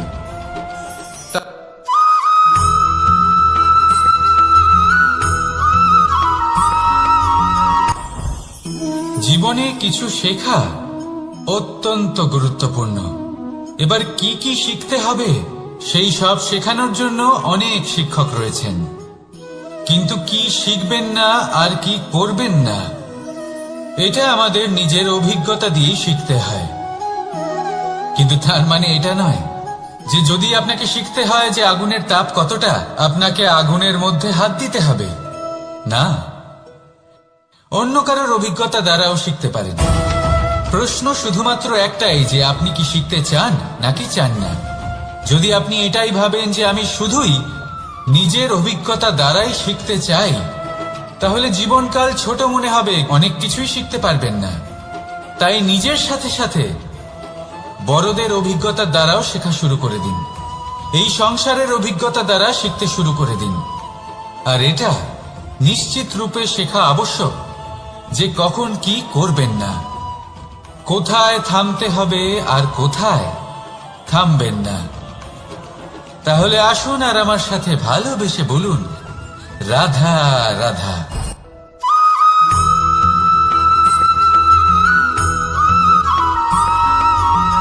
এই সংসারে সবথেকে বেশি কোমল বস্তু হলো রেশম। এই রেশম এতটাই কোমল হয় যে এর পুরো একটা থান শুধুমাত্র একটা হাতে ধরা সম্ভব। কখনো ভেবে দেখেছেন এই রেশম কিভাবে হয়? একটি কীট তার লালার দ্বারা উৎপন্ন হয়। এই কীট সেই রেশমকে পাক দিতে থাকে, পাক দিতেই থাকে আর আস্তে আস্তে তার মধ্যেই জড়িয়ে পড়ে। শেষে ওর এই সুন্দর অমূল্য সৃষ্টি রেশমের এই সুতো তার নির্মাণ কার্য পূর্ণ হয়, কিন্তু তাতেই ও নিজে বন্দী হয়ে যায়। নিজেরই মায়াজালের এই বন্দী গৃহে নিজেই ফেঁসে যায়। এবার এই সুতোকে ব্যবহারযোগ্য করে তোলার জন্য এই কীটগুলিকে এই কবচের সাথেই ফুটন্ত জলে ফেলে দেওয়া হয়। এই সংসারে যদি আমাদের স্বপ্ন এই সংসারের দুঃখ হরণ করার জন্য, এই সংসারে সুখ বিতরণ করার জন্য হয়, তবেই আমাদের প্রগতি সম্ভব।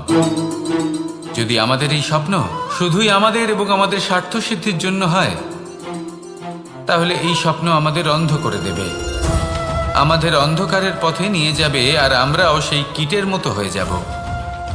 নিজেদেরই মায়াজালে আমরা নিজেই ফেঁসে যাব, আর শেষে আমরা যদি কিছু লাভ করি তা হবে একাকিত্ব, অন্ধকারময় মৃত্যু। তাই স্বপ্ন অবশ্যই দেখুন, কিন্তু এমনভাবে স্বপ্ন দেখবেন না যে তার এই বন্দিগৃহে আপনি নিজেই ফেঁসে গেলেন। স্বপ্ন দেখুন পরোপকারে।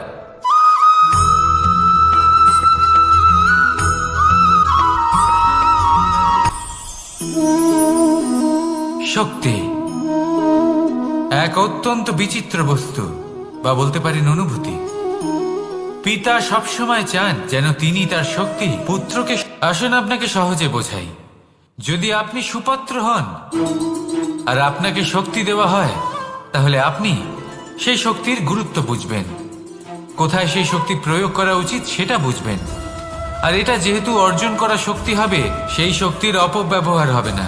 কিন্তু যদি এই আপনি কুপাত্র হন আর যদি আপনাকে এই শক্তি দেওয়া হয়, তাহলে কি হবে? দেখতে গেলে এই শক্তি আপনি দান হিসেবে পেয়েছেন, তাই না আপনি এই শক্তির গুরুত্ব বুঝবেন আর না এর প্রয়োগ আপনি জানবেন। তার অপব্যবহার হওয়া সুনিশ্চিত। তাই যদি আপনি কোনো শক্তি অর্জন করতে চান, তাহলে আগে তার যোগ্য হয়ে উঠুন, পুত্র নয় পাত্র হয়ে উঠুন। আর আমার সাথে ভালোবেসে বলুন, রাধা রাধা।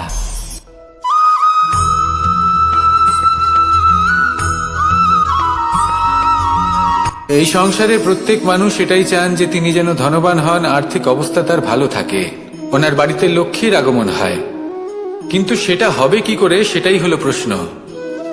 কেউ বলেন যে যদি পরিশ্রম করো তাহলে ধন অর্জন সম্ভব, কেউ বলেন যে যদি বিদ্যা লাভ হয় তবেই ধন অর্জন সম্ভব, কেউ বলেন যে যদি বলশালী হও তবেই সম্পন্ন থাকবে। ভালো কথা, যদি তাই হয়ে থাকে, তবে দিনমজুর সারা দিন পরিশ্রম করেন, তিনি কেন ধনী হন না? অনেকজন বিদ্বান মানুষ আছেন এই সংসারে, তারা কেন ধনবান হন না? অনেক সংখ্যক বলশালী ব্যক্তি আছেন, তাদের কাছে ধন নেই কেন? তাদের কেন ধনের অভাব হয়? আবার এমনও কিছু মানুষ আছেন যারা পরিশ্রম করেন, তারা দিনমজুর, কিন্তু তারা ধন অর্জন করতে পারেন। কিছু বিদ্বান ব্যক্তি আছেন যাদের কাছে অধিক মাত্রায় ধন রয়েছে। কয়েকজন বলশালী ব্যক্তি রয়েছেন যাদের কাছে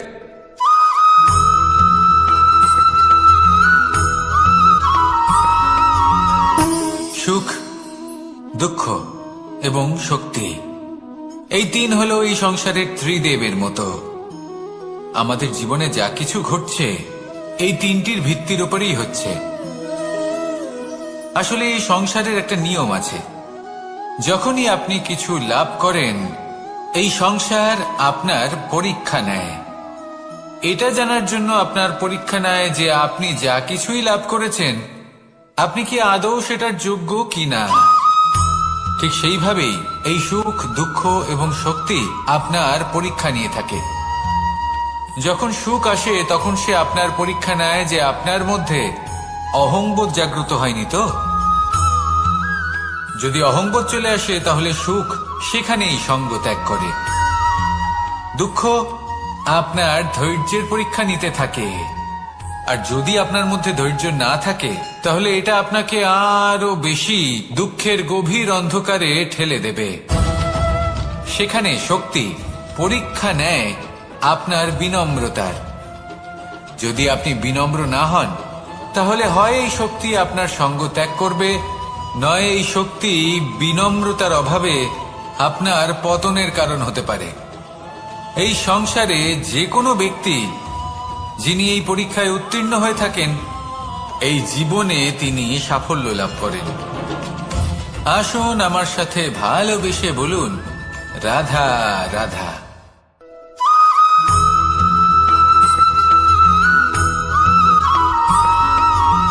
পঞ্চতত্ত্বের মধ্যে দ্বিতীয় তত্ত্ব হল ধরণী, ভূমি, যাকে আমরা ধরণী মাতা বলি। এই ধরণী ধৈর্য ধারণ করে, আর এর ওপরেই আমাদের সমগ্র সংসার নির্ভরশীল। কারণ এই ভূমি সহ্য ক্ষমতা রাখে, এর সহ্য ক্ষমতা হল অপরিসীম।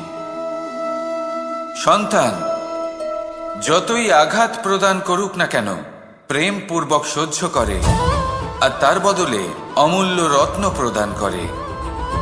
সন্তান যদি হাল চালায় তাহলে তার বদলে তাকে অন্ন প্রদান করে। এটাই হলো ধরণী। এবার এর থেকে আমরা কি শিক্ষা পেতে পারি? এটাই যে কারোর জন্য কিছু করা বা কাউকে কিছু দেওয়া মনে কোনো কামনা ছাড়াই। আর এই কথাটা বুঝে যান, যদি কারোর জন্য কামনা না রেখে বা কোনো পাওয়ার আশা না রেখে কারোর জন্য কিছু করেন বা কারোকে কিছু দেন, যদি এটা আপনি শিখতে পারেন তবে আপনি ভালোবাসতে শিখে গেছেন। আর সেই জন্যই এই ধরিত্রীকে মাতা বলা হয়। কারণ মাতা শুধু উনি নন যিনি গর্ভে সন্তানকে ধারণ করেন, মাতা তো উনিও যিনি জীবন বাঁচতে শেখান, যিনি জীবন বাঁচার উদাহরণ প্রদান করেন। তাহলে ধরণীর থেকে এই নিঃস্বার্থ ভাব শিখুন, নিঃস্বার্থ ভালোবাসা শিখুন, আর এই ভালোবাসার সাথেই বলুন, রাধা রাধা।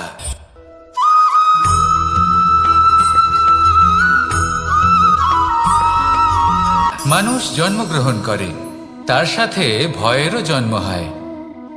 ছোটবেলা থেকেই আমাদের মনে কোনো না কোনো প্রকারের ভয় থেকেই যায়। কেউ এই বিষয়ে ভয় পায় যে তার কোনো বস্তু তার থেকে দূরে চলে যাবে, কেউ এই বিষয়ে ভয় পায় যে আমি নিজেকে হারিয়ে ফেলব, কেউ এই ভেবে ভয় পায় যে আমার প্রিয়জনেরা তারা যেন আমার থেকে দূরে না চলে যায়, কেউ এই ভেবে ভয় পায় যে আমরা যেন পথ না হারিয়ে ফেলি, আদি ইত্যাদি। কিন্তু সত্যি কথা বলতে ভেবে দেখুন এই ভয় বাস্তবে কি? শুধুই একটা মনস্থিতি, আর কিছুই নয়।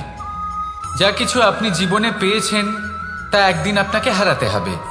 এই জীবন হলো আপনারই, কিন্তু তাও একদিন সমাপ্ত হবে। তাই ভয় পেয়ে কি লাভ? এই ভয় শুধু আপনাকে জীবন যাপন করা থেকে বাধা দিচ্ছে, আর কিচ্ছু নয়। পথ হারিয়ে ফেললেই বুঝতে পারবেন যে নতুন পথ কিভাবে বানাতে হয়। কিছু মানুষকে জীবন থেকে হারালে তবেই আপনি বুঝবেন যে আপনার আপনজনকে। এই ভয়ের কারণে ভীত হয়ে থাকবেন না। এই তারা নক্ষত্র অন্ধকারের অভাবে গুরুত্ব হারায়। শিবকেও মহাদেব হওয়ার জন্য বিষ পান করতে হয়েছিল। প্রত্যেক পরিস্থিতি, প্রত্যেক সাফল্য আপনার পরীক্ষা নেবে, তাতে উত্তীর্ণ হওয়া হলো আপনার কর্ম। যখনই আপনি ভয় পাবেন বা সংকটের সম্মুখীন হবেন, তখন সাহসের সাথে তার সম্মুখীন হন। মনে রাখবেন, যে সম্মুখীন হতে জানে সাফল্য তার সাথে সবসময় থাকে। আসুন আর আমার সাথে ভালোবেসে বলুন, রাধা রাধা।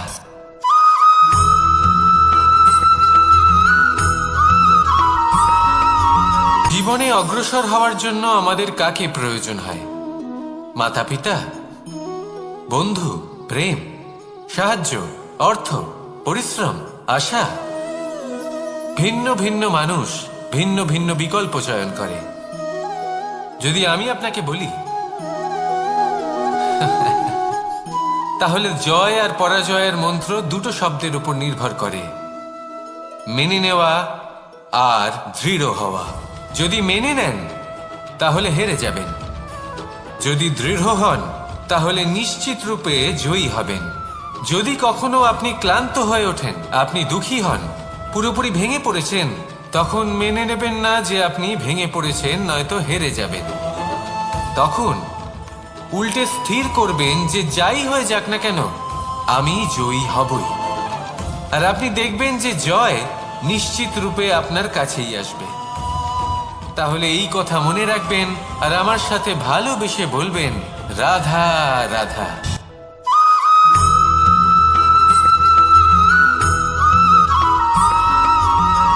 এই সংসারে কোনো বস্তু হোক বা ব্যক্তি হোক, তার একার গুরুত্ব কিন্তু খুব বেশি নয়।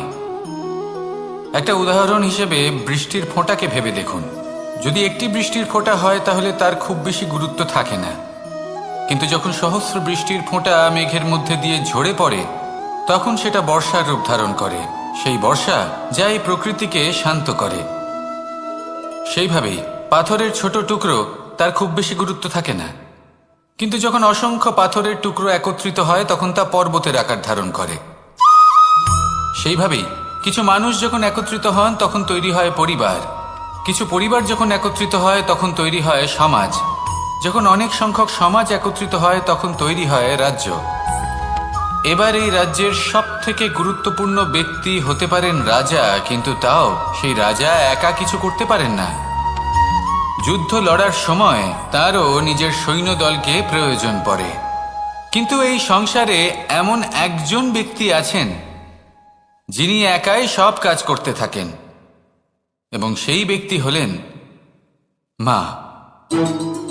আমাদের জীবনে একজন পিতার ভূমিকা কিন্তু নিঃসন্দেহে অমূল্য, কিন্তু আমাদের সকলের জীবনে যে ভূমিকা একজন মায়ের তা অন্য কারোর থাকে না।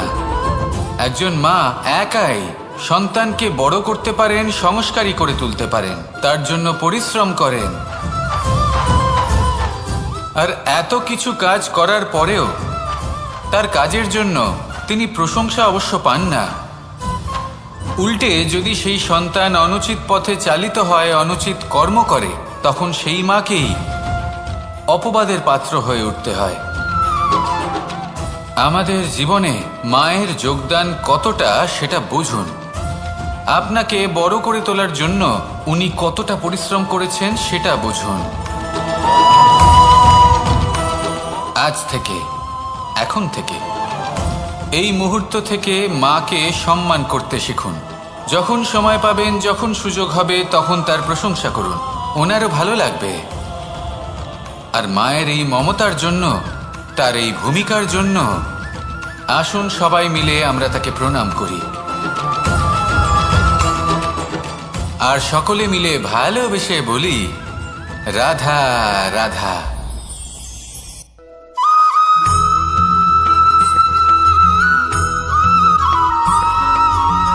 এই সংসারের সব থেকে গুরুত্বপূর্ণ তত্ত্ব কোনটা? প্রথম হলো সময়। জন্ম থেকে মৃত্যু পর্যন্ত এই যে সময়, এটাই তো হলো জীবন।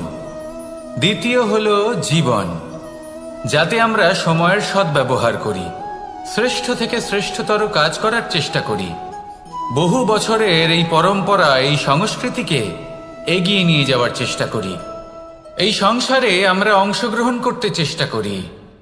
তৃতীয় হলো ধন, সেই ধন যা প্রত্যেক ব্যক্তি অর্জন করতে চেষ্টা করেন।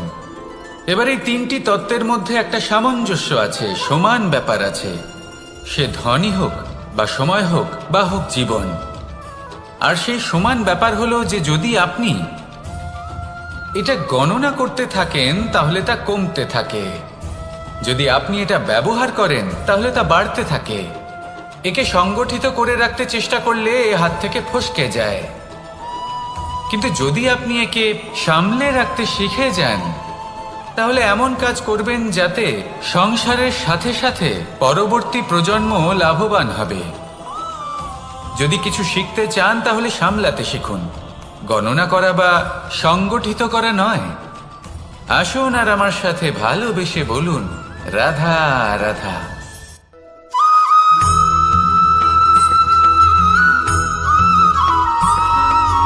কথায় আছে, প্রত্যেক পুত্র তার পিতার প্রতিচ্ছবি হয়, আর সমস্ত প্রতিচ্ছবি চায় যেন সে তার অস্তিত্ব প্রাপ্ত করতে পারে। পুত্র চায় সে যেন তার পিতার মতো হয় বা কখনো কখনো তার থেকেও শ্রেষ্ঠ হয়।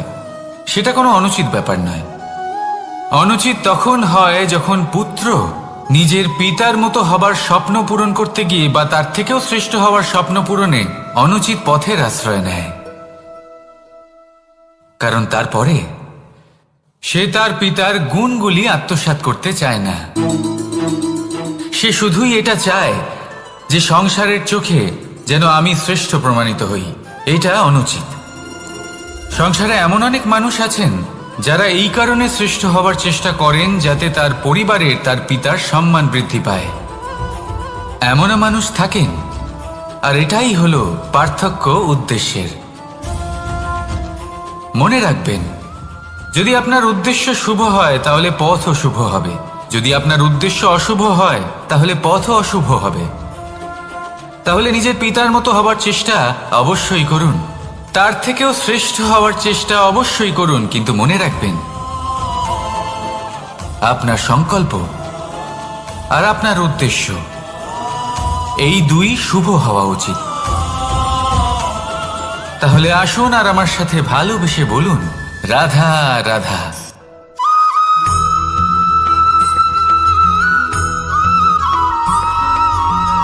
পিতা আর পুত্রের সম্পর্ক অত্যন্ত মধুর হয়ে থাকে। পিতা স্বপ্ন দেখেন, তাকে পূর্ণ করার সকল সম্ভাব্য চেষ্টা করেন, কিন্তু তাও অনেক সময় ওনার স্বপ্ন অপূর্ণ থেকে যায়। তখন পিতা ভাবেন যে স্বপ্ন উনি পূর্ণ করতে পারেননি ওনার সন্তান তা অবশ্যই পূরণ করবে। যে স্থানে উনি কখনো পৌঁছতে পারেননি সেই স্থানে ওনার পুত্র অবশ্যই পৌঁছবে। পিতা নিজের সন্তানের ভবিষ্যৎ নিয়ে সেই স্বপ্ন দেখেন, আর যখন সেই সন্তান সামনে এগোতে থাকে তখন তার দুঃখ হয় না, বরং গর্ব হয়। ওনার ভালো লাগে এটা দেখে যে ওনার সন্তান অনেক উন্নতি করছে। কিন্তু যখন সন্তান নিজের অভিভাবকের শক্তি দেখে, তার যশ দেখে হিংসা করতে থাকে, সমস্যা সেইখানেই শুরু হয়। সেই জন্য সকল সন্তানকে এটা মনে রাখতে হবে, দেখুন, পুত্র হবার সুবাদে, এক সন্তান হবার সুবাদে এটা হলো আপনার অধিকার যে আপনি আপনার পিতার থেকে বেশি উন্নতি করবেন। আপনার পিতাও এটাই চান, কিন্তু সুস্থভাবে এটা করুন। একটা রেখা টেনে নিন যাতে আপনি তাতে এগোতে পারেন আর আপনার পিতার তাতে গর্ববোধ হয়, আর সেই বিষয়ে দুঃখ না হয় যে আমার সন্তান আমাকেই ছোট করার চেষ্টা করছে। ইতিহাস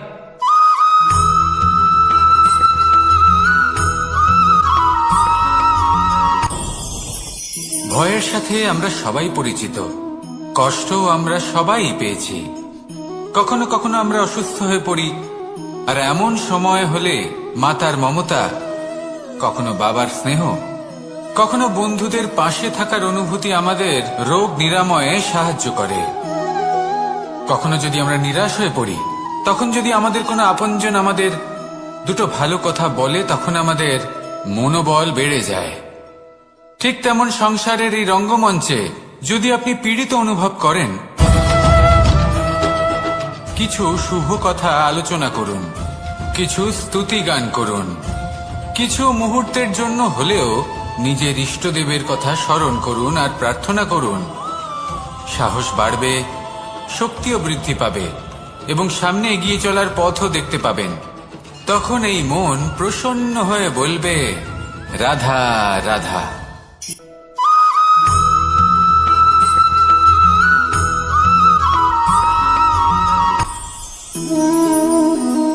শক্তি এক অত্যন্ত বিচিত্র বস্তু, বা বলতে পারেন অনুভূতি। পিতা সবসময় চান যেন তিনি তার শক্তি পুত্রকে। আসুন আপনাকে সহজে বোঝাই। যদি আপনি সুপাত্র হন আর আপনাকে শক্তি দেওয়া হয়, তাহলে আপনি সেই শক্তির গুরুত্ব বুঝবেন, কোথায় সেই শক্তি প্রয়োগ করা উচিত সেটা বুঝবেন। আর এটা যেহেতু অর্জন করা শক্তি হবে, সেই শক্তির অপব্যবহার হবে না। কিন্তু যদি এই আপনি কুপাত্র হন আর যদি আপনাকে এই শক্তি দেওয়া হয়, তাহলে কি হবে? দেখতে গেলে এই শক্তি আপনি দান হিসেবে পেয়েছেন, তাই না আপনি এই শক্তির গুরুত্ব বুঝবেন আর না এর প্রয়োগ আপনি জানবেন। তার অপব্যবহার হওয়া সুনিশ্চিত। তাই যদি আপনি কোনো শক্তি অর্জন করতে চান, তাহলে আগে তার যোগ্য হয়ে উঠুন। পুত্র নয়, পাত্র হয়ে উঠুন। আর আমার সাথে ভালোবেসে বলুন, রাধা রাধা।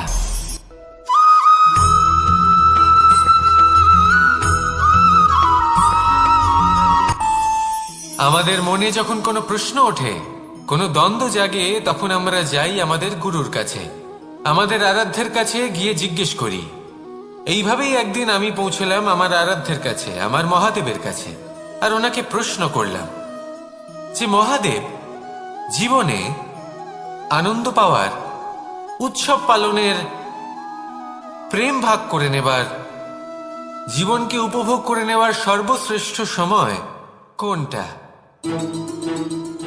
মহাদেব হাসলেন আর উনি বললেন, জীবনে উৎসব পালনের সব থেকে শ্রেষ্ঠ দিন হল মৃত্যুর ঠিক আগের দিনটা।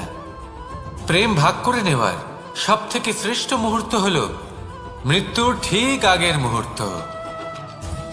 জীবনকে উপভোগ করে নেওয়ার সর্বশ্রেষ্ঠ প্রহর হল মৃত্যুর এক প্রহর পূর্বে। তখন আমি চমকে গেলাম। আমি বললাম, কিন্তু মহাদেব, মৃত্যু তো অনিশ্চিত, আমরা জানিও না কবে আমাদের মৃত্যু হবে। মহাদেব আবার হাসলেন। উনি বললেন যে যদি আমরা এভাবে জীবন কাটাই যে আমরা জীবনের প্রত্যেক দিন, প্রত্যেক মুহূর্ত, প্রত্যেক প্রহর শেষ বলে মনে করি, তাহলে আমাদের সমস্ত জীবন আনন্দের সাথেই অতিবাহিত হবে। কি বলেন?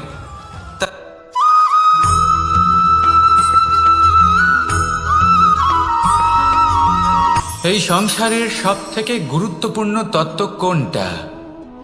প্রথম হলো সময়। জন্ম থেকে মৃত্যু পর্যন্ত এই যে সময়, এটাই তো হলো জীবন। দ্বিতীয় হলো জীবন, যাতে আমরা সময়ের সদ্ব্যবহার করি, শ্রেষ্ঠ থেকে শ্রেষ্ঠতর কাজ করার চেষ্টা করি। বহু বছরের এই পরম্পরা, এই সংস্কৃতিকে এগিয়ে নিয়ে যাওয়ার চেষ্টা করি।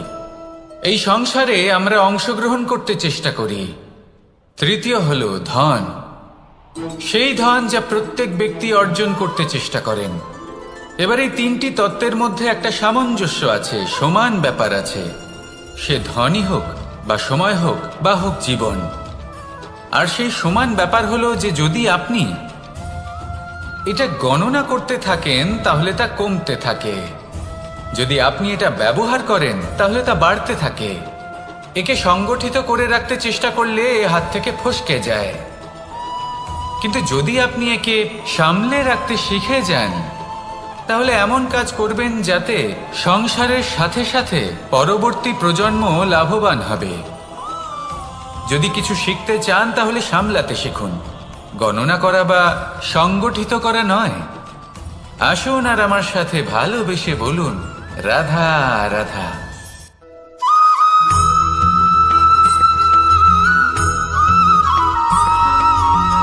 যখন আমরা কোনো বনে প্রবেশ করি, তখন এই সবুজ ঘাস দেখে, এই কোমল ঘাস দেখে আমাদের মন প্রফুল্ল হয়ে ওঠে।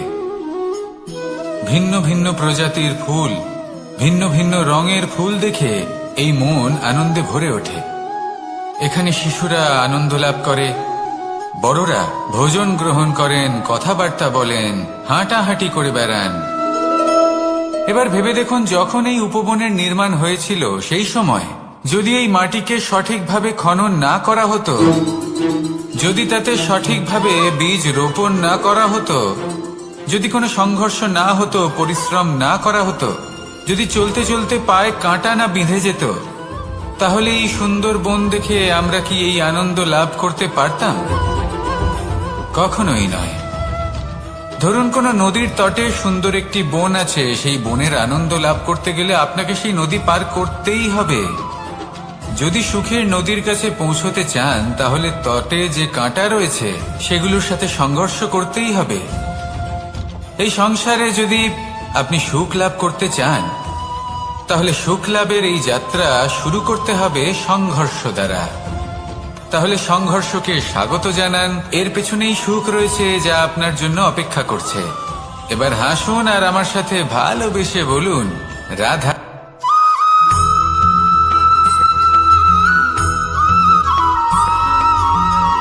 পুরুষার্থ। শাস্ত্রে 4 ধরনের পুরুষার্থের কথা বলা হয়েছে। প্রথম হলো ধর্ম। আপনি কি জানেন এই ধর্ম আসলে কি? আপনার কি মনে হয় ধর্ম আসলে কি? কোনো বিশেষ ঈশ্বরকে মানাই কি ধর্ম বলা হয়? নাকি কোনো বিশেষ রীতি পালন করাই হলো ধর্ম? নাকি কোনো বিশেষ সাহিত্যকে সর্বশ্রেষ্ঠ মনে করাই হলো ধর্ম? না, ধর্ম হলো সেটা যাকে ধারণ করা যেতে পারে। আর ধারণ শুধু সেটাই করা যায় যা পবিত্র। পবিত্র শুধু তাকেই বলা হয় যা নিঃস্বার্থ, যার মধ্যে শাসন করার কোনো ইচ্ছে নেই, যা সরলভাবেই প্রবাহমান, জল এবং বায়ুর মতো। যখন কোনো ব্যক্তি ধর্মকে ধারণ করেন এবং সেই ধর্ম সেই ব্যক্তিকে রক্ষা করে, তখন তাকে ধর্ম বলা হয়। ধর্ম যা রক্ষা করে অহংকার থেকে, খারাপ চিন্তার হাত থেকে। সেই জন্য পুরুষার্থ গড়ে তোলার আগে, ধর্ম পালন করার আগে ধর্মের প্রকৃত অর্থ কি সেটা বুঝে নিন। এটা জেনে রাখুন যে সমস্ত ধর্মের আধার, সমস্ত ধর্মের ভিত শুধুমাত্র ভালোবাসা। আসুন আর এই ভালোবাসার সাথেই বলুন, রাধা রাধা।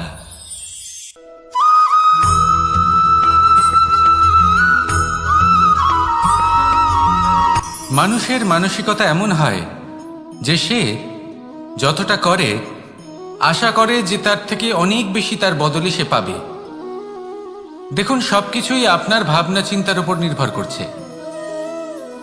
আপনি যদি ফলের বিষয়ে ভেবে কর্ম করতে থাকেন, তাহলে সেটা অনুচিত। জীবনের আসল আনন্দ হলো নিজের কর্ম করতে থাকা, ফলের চিন্তা করা উচিত নয়। যদি আপনি এরকম ভাবেন যে আমি এতটা করছি, আমার এতটা পাওয়া উচিত, সেই ভাবনা অনুচিত। যদি আপনি সেবার মানসিকতা নিয়ে কর্ম করতে থাকেন, কর্মচক্রে প্রবাহিত হন, যদি আপনি এমন ভাবনা রাখেন যে আমি এতটা পাচ্ছি, তাই এর থেকে অনেক বেশি আমি কর্ম করব, তাহলে নিশ্চিত রূপে আপনি যতটা করছেন তার থেকে অনেক বেশি আপনি পাবেন। আপনার আশার থেকে অনেক বেশি আপনি পাবেন। শুধু জীবনে অনেক বেশি কাজ করতে থাকুন, ফলের চিন্তা করবেন না। আর মনে রাখবেন, এই ভাবনাই সব থেকে বড় বীজ। কর্মের উপর বিশ্বাস রাখুন। জীবনে যা যা আপনি চান সবই সুখময় হবে। আসুন আর আমার সাথে ভালোবেসে বলুন, রাধা রাধা।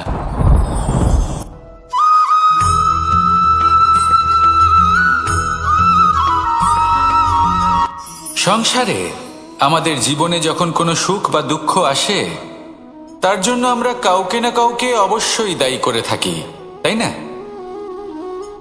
এই ব্যক্তি আমাদের সাথে এরকম কাজ করেছেন, তাই আমার সাথে এমন হলো। ওই ব্যক্তি যদি এমনটা না করতেন তাহলে আজ আমি ওই স্থানে পৌঁছতে পারতাম। সবই আপনার দৃষ্টিভঙ্গির ওপর নির্ভরশীল, আর যদি আপনার দৃষ্টিভঙ্গি এমন হয় তাহলে তা অনুচিত। সত্যি কথা বলতে এই সংসারে ভিন্ন ভিন্ন ধরনের মানুষ আছে। এটা আপনার ওপর নির্ভর করছে কিভাবে তাদের স্বাগত জানাবেন। একবার ভাবুন, আমি আমার দুটো হাত সামনে নিয়ে এলাম, দুটো মুঠো খুলে দিলাম। দুই প্রকারের মানুষ আসবেন, কিছু না কিছু দিয়ে যাবেন।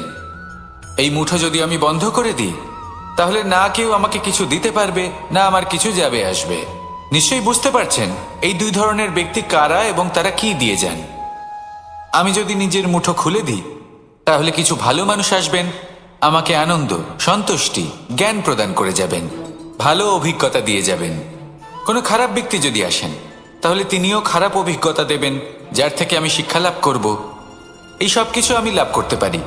মুঠো যদি বন্ধ করে রাখি তাহলে আমি কিছুই পাবো না। দেখুন, এই সংসারে প্রত্যেকের জীবন এইরকম।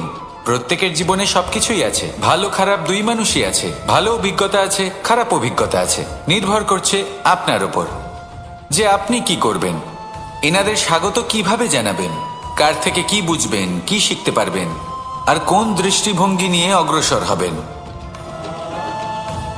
এটাই নির্ধারণ করবে যে আপনার জীবন কেমন হবে। আসুন আমার সাথে ভালোবেসে বলুন, রাধা রাধা।